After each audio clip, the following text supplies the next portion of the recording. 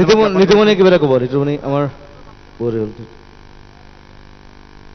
প্ৰিয় সুধীবৃন্দ, আজিৰ শিল্পী সমাজৰ উদ্যোগত আপোনালোক যিধৰণে ইয়াত একগোট হ'ল, ইয়াত উপস্থিত সকলোকে মই শিল্পী সমাজৰ হৈ আন্তৰিক ধন্যবাদ আৰু কৃতজ্ঞতা জ্ঞাপন কৰিছোঁ।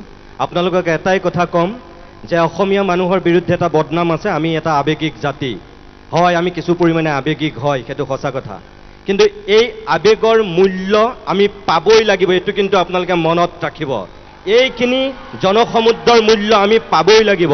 কিয় কৈছোঁ মই, যোৱা 40 বছৰত 1985 চনৰ পিছত প্ৰথমবাৰৰ কাৰণে এই জুবিনে যে কৈ থাকে পৰিৱৰ্তন শুনিবলৈ ভাল, বাকীটো কিবা, সেই পৰিৱৰ্তনকামী চৰকাৰখনে আপোনাক মোক কিন্তু কেইটামান বস্তু দেখুৱাই দিলে নৱপ্ৰজন্মক। কি দেখুৱালে? প্ৰথম, কাৰফিউ কি আপোনালোকে যোৱা 30 বছৰত দেখা নাছিল, এই প্ৰথমবাৰৰ কাৰণে দেখিলে কাৰফিউ কি। সান্ধ্য আইন প্ৰথমবাৰৰ কাৰণে বুজিলে কি বস্তু। সেনাৰ ফ্লেগ মাৰ্চ অসমত কেতিয়াও দেখা নাছিল, প্ৰথমবাৰৰ কাৰণে দেখিলে এই পৰিৱৰ্তনকামী চৰকাৰৰ দিনত। সেনাৰ ফ্লেগ মাৰ্চ কি আপোনালোকক বুজাই দিলে এইখন চৰকাৰে।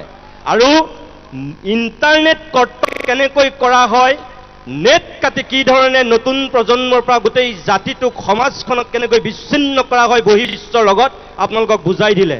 মই কিয় কৈছোঁ, আজি কেবৰ পৰা কা হ'ল, বিধেয়কৰ পৰা আইন হ'ল, কিন্তু সেই আইনখন আপোনালোকে আজি কোনেও দেখা নাই, নেট নাই, আইন প্ৰৱৰ্তন কৰা হৈছে, ৰাষ্ট্ৰপতিয়ে মোহৰ মাৰিছে, কিন্তু আপুনি মই কোনেও দেখা নাই কি আছে সেইখনত।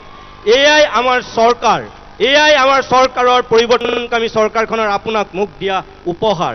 আৰু ইয়াত জুবিন গাৰ্গ, শিল্পী সমাজ, সকলো উদ্যোগত আজি আপোনালোক যিধৰণে একত্ৰিত হৈ এই ব্যৱস্থাটোৰ বিৰুদ্ধে আপোনালোকে গৰজিছে, মনত ৰাখিব, আপোনালোক যদি হাৰি যায় গোটেই জাতিটো হাৰি যাব।